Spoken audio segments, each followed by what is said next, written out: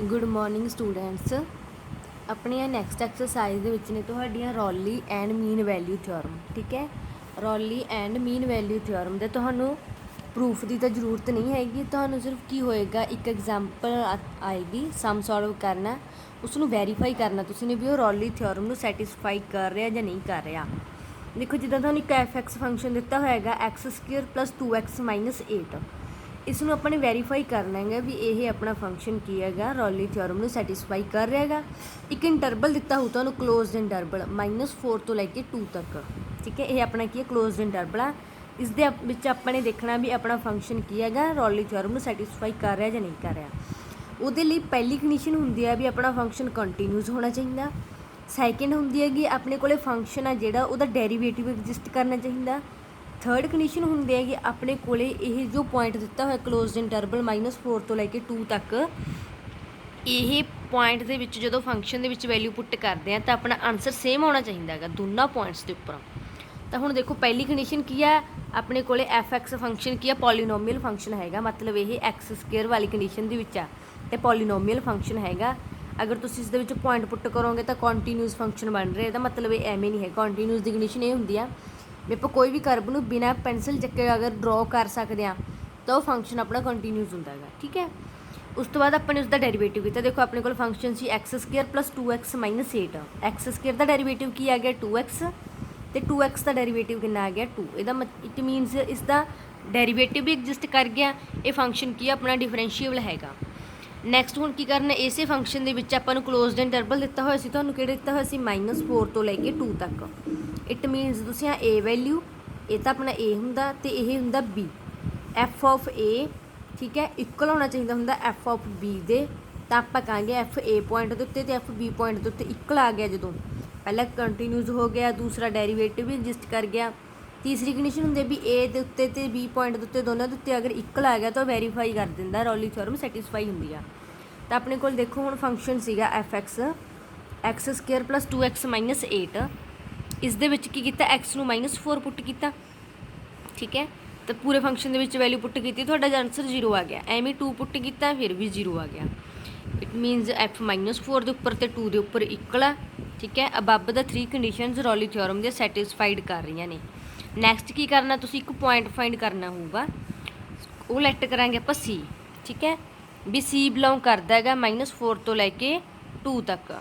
ਤਾਂ ਇਸ ਲਈ ਆਪਾਂ ਨੇ ਕੀ ਕੀਤਾ, ਡੈਰੀਵੇਟਿਵ ਨੂੰ 0 ਦੇ ਉੱਪਰ ਰੱਖਾਂਗੇ। ਬਸ ਇਹੀ ਮੈਥਡ ਹੀ ਹੈ, ਤੁਸੀਂ ਇਸ ਨੂੰ ਯਾਦ ਰੱਖਣਾ ਮਾਈਂਡ ਦੇ ਵਿੱਚ। ਡੈਰੀਵੇਟਿਵ ਨੂੰ 0 ਦੇ ਉੱਪਰ ਰੱਖਾਂਗੇ, ਦੈਨ 2x + 2 = 0।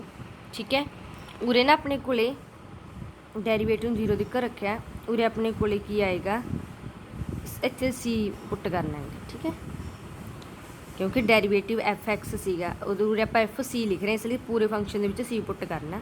ਤਾਂ c ਦੀ ਵੈਲਿਊ ਤੁਹਾਡੇ ਕੋਲ ਕਿੰਨੀ ਆ ਗਈ, -1 ਆ ਗਈ।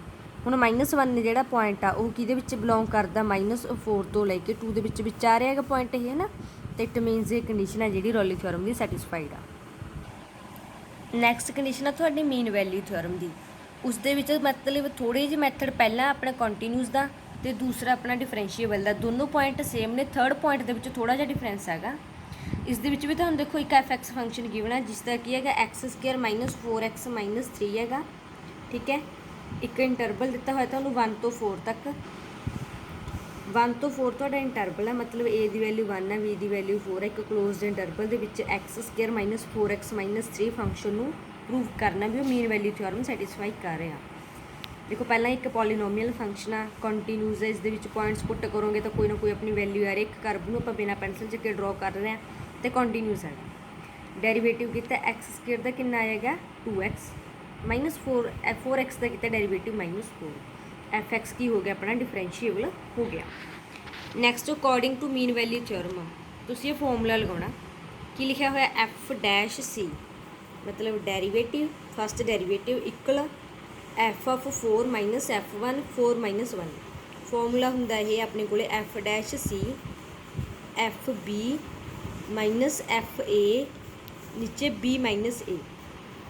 b ਦੀ ਵੈਲਿਊ ਹੁਣ ਤੁਹਾਡੇ ਕੋਲ ਉਰੇ 4 ਆ ਅਤੇ a ਦੀ ਵੈਲਿਊ 1 ਆ, ਤਾਂ ਉਸ ਦੇ according b - a 4 - 1। f'(c) dash ਕਿੰਨਾ ਆਇਆ ਆਪਣੇ ਕੋਲ, 2x - 4। ਅਗਰ c ਲਿਖ ਰਹੇ ਹੋ ਤਾਂ ਤੁਸੀਂ ਕੀ ਲਿਖੋਗੇ, 2c - 4। ਐਫ ਆਫ 4 ਫੰਕਸ਼ਨ ਸੀ ਤੁਹਾਡੇ ਕੋਲੇ ਇਹ x² ਮਾਈਨਸ 4x ਮਾਈਨਸ 3 ਸੀ, ਤਾਂ x ਦੀ ਜਗ੍ਹਾ ਤੇ ਤੁਸੀਂ 4 ਵੈਲਿਊ ਪੁੱਟ ਕਰਤੀ। ਐਵੇਂ ਐਫ x ਉਰੇ 1 ਹੈਗਾ ਤਾਂ x ਦੀ ਜਗ੍ਹਾ ਤੇ 1 ਵੈਲਿਊ ਪੁੱਟ ਕੀਤੀ। 1² ਮਾਈਨਸ 4 ਇੰਟੂ 1 ਮਾਈਨਸ 3, ਨੀਚੇ 4 ਮਾਈਨਸ 1 ਕਿੰਨਾ ਆ ਗਿਆ 3।